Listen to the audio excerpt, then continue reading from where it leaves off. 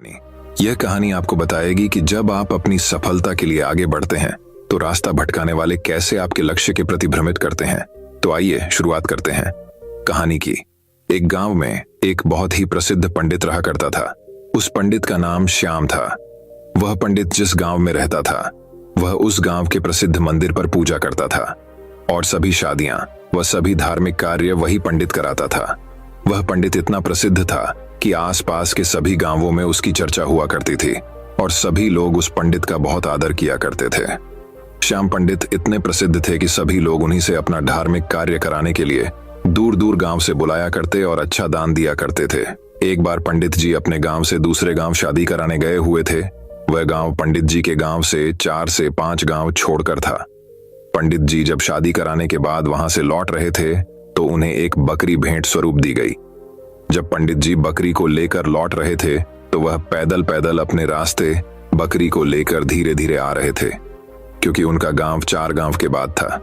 जिस रास्ते से पंडित जी लौट रहे थे उस रास्ते पर 4 ठग यानी चोर रहते थे और वह आने जाने वाले लोगों को लूटा करते थे। जब उन 4 ठगों ने पंडित जी को देखा तो बोलने लगे, आज तो सुबह से कोई नहीं मिला है और हमारे खाने पीने की व्यवस्था भी नहीं हुई। चलो आज पंडित マシンピラティススタジオリンとするが4月1日本厚木にオープン जी को ही लूट लेते हैं, इनसे ये बकरी चुरा लेते हैं। लेकिन उनमें से एक ठग बोलता है, अगर पंडित जी को मारा पीटा तो सारे गांव वाले हमें छोड़ेंगे नहीं और हमें बहुत पाप लगेगा। तो ठग एक नई तरकीब निकालते हैं पंडित जी से बकरी छुड़ाने की और चारों ठग अपने अपने काम पर लग जाते हैं।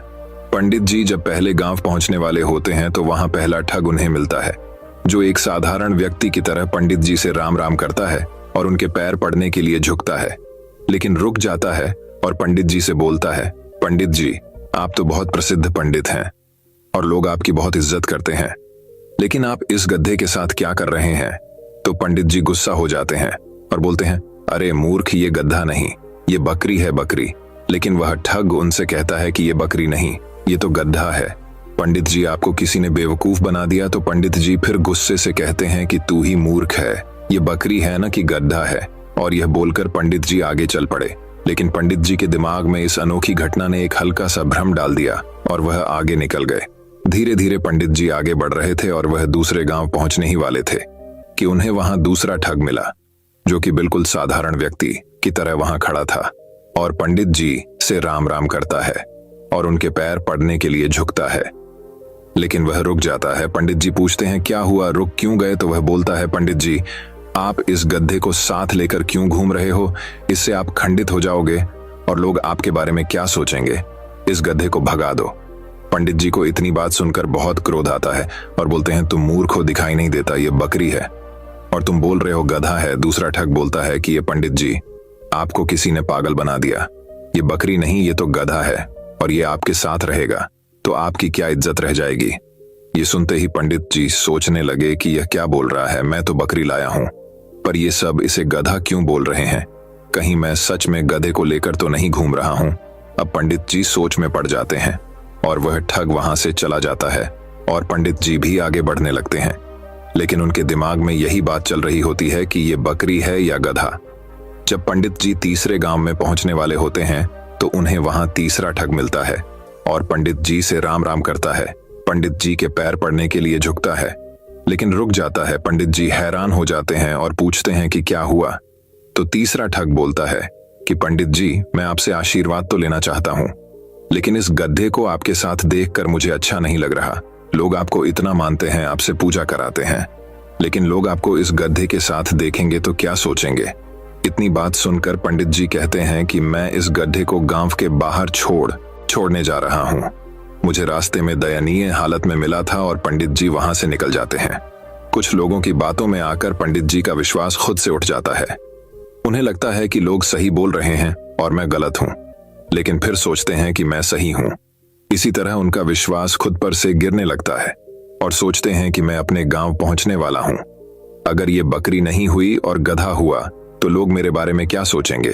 यही सोचते सोचते पंडित जी चौथे गांव पहुंचने वाले होते हैं कि उन्हें चौथा ठग मिलता है और पंडित जी से राम राम करता है और पैर पड़ने के लिए झुकता है, लेकिन रुक जाता है। तो पंडित जी पूछते हैं, क्या हुआ? तो वह ठग पंडित जी से बोलता है, पंडित जी बाकी सब तो ठीक है, आप इस गधे को साथ में लेकर क्यों घूम रहे हो? तो पंडित जी कहते हैं कि मैं इस गधे को गांव के बाहर छोड़ने वाला था।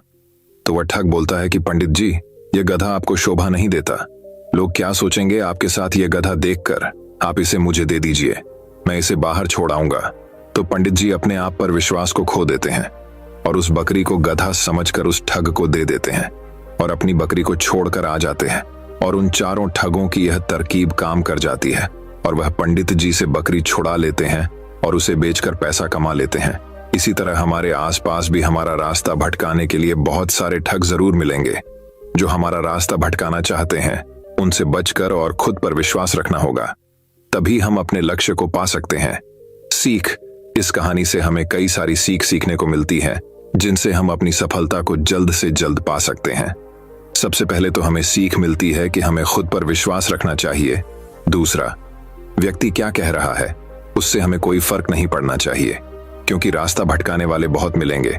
इस कहानी में भी वही हुआ है। अगर पंडित जी को खुद पर पूरा विश्वास होता कि हाँ ये बकरी ही है, तो वह अपनी बकरी को ठगों को नहीं देते।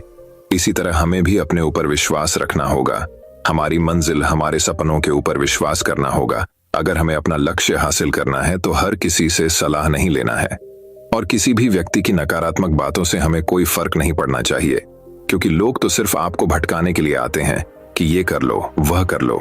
लेकिन अगर आपका कोई निश्चित लक्ष्य नहीं होगा तो आप कभी सफल नहीं होंगे। इसलिए अपना लक्ष्य बनाकर सिर्फ उसके ऊपर काम करो, बिना किसी व्यक्ति की बातों पर ध्यान दिए।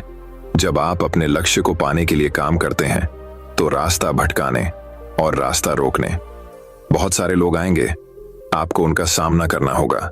नेटवर्क मार्केटिंग बिजनेस में भी यही होता है। आपको बहुत सारे लोग मिलेंगे जो कहेंगे ये गलत काम है, आपको सफलता नहीं मिलेगी। तो उनकी बातों पर ध्यान दिए बिना अपने लक्ष्यों को पूरा करने के लिए मेहनत करेंगे तो सफलता अवश्य मिलेगी। बस रास्ता भटकाने वालों से बचकर रहें, क्योंकि राह भटकाने वाले जरूर मिलेंगे। तो चलिए दोस्तों, अब हमारी चौथी कहानी की शुरुआत